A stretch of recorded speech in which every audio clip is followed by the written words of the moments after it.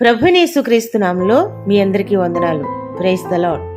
ఈ ఉదయకాల సమయమందు దేవుని యొక్క వాక్యాన్ని చదువుకుందాం.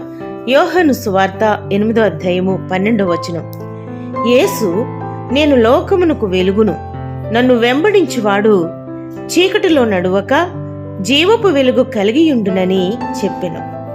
యేసునొద్దకు వస్తేనే పాపమనే చీకటి తొలగిపోతుందని ప్రభువారు సెలవిస్తున్నారు. పరిశుద్ధతనే జీవింపజేయ వెలుగు మన జీవితంలో కలుగుతుంది. యోహాను సువార్తలో మనం చూస్తే 5:40, అయితే జీవము కలిగినట్లు మీరు నా యొద్దకు రానల్లరు అని యేసు ప్రభు ఎంతో బాధతో పలుకుతున్నారు. వస్తే జీవం కలుగుతుంది, రాకపోతే చీకటిలోనే ఉండిపోతాం. జీవపు వెలుగు కలగాలంటే దేవుని యొద్దకు రావాలి. కొందరు ఆయన యొద్దకు రాలేకపోతున్నారు అంటే ఈ లోక సంబంధమైన అంధకారము వారి కనులకు గ్రుడ్డితనం కలుగజేస్తూ ఉన్నది.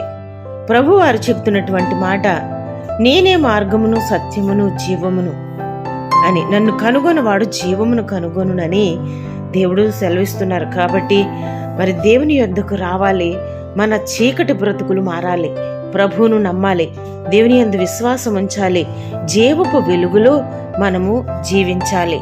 అప్పుడే నిత్యరాజ్య వారసులుగా ఉంటాము. దేవుడే మనకు నిత్యము వెలుగుగా ఉంటారు. అటువంటి గొప్ప దేవుణ్ణి కనుగొందాం, దేవుని యొద్దకు వద్దాం. ఆ జీవమును కనుగొని జీవపు వెలుగులోనికి వచ్చి నిత్య నరకమును తప్పించుకుందాం. అటువంటి కృప ఈ వాక్యం వింటున్న ప్రతి ఒక్కరికి దేవుడు అనుగ్రహించునుగాక. ప్రార్థన. మహాపరిశుద్ధుడైన మా ప్రియ పరలోకపు తండ్రి, నీ పవిత్రమైన పుణ్యపాదాలకు స్తోత్రాలు. ఈ ఉదయకాల సమయం మాకు ఇచ్చినందుకు వందనాలు. ఈ రోజంతా నీ కృప కాపుదల మాకు దయచేయండి. బలహీనులు, రోగులుగా ఉన్న వారిని ముట్టి స్వస్థపరచండి. దీని ఆశీర్వాదాలు మాకు అనుగ్రహించి మహిమ, ఘనత, ప్రభావాలు మీరే పొందుకోవాలని యేసు పరిశుద్ధ నామములో ప్రార్థించి వేడుచున్నాను ప్రియ పరలోకపు తండ్రి. ఆమేన్. Praise the lord.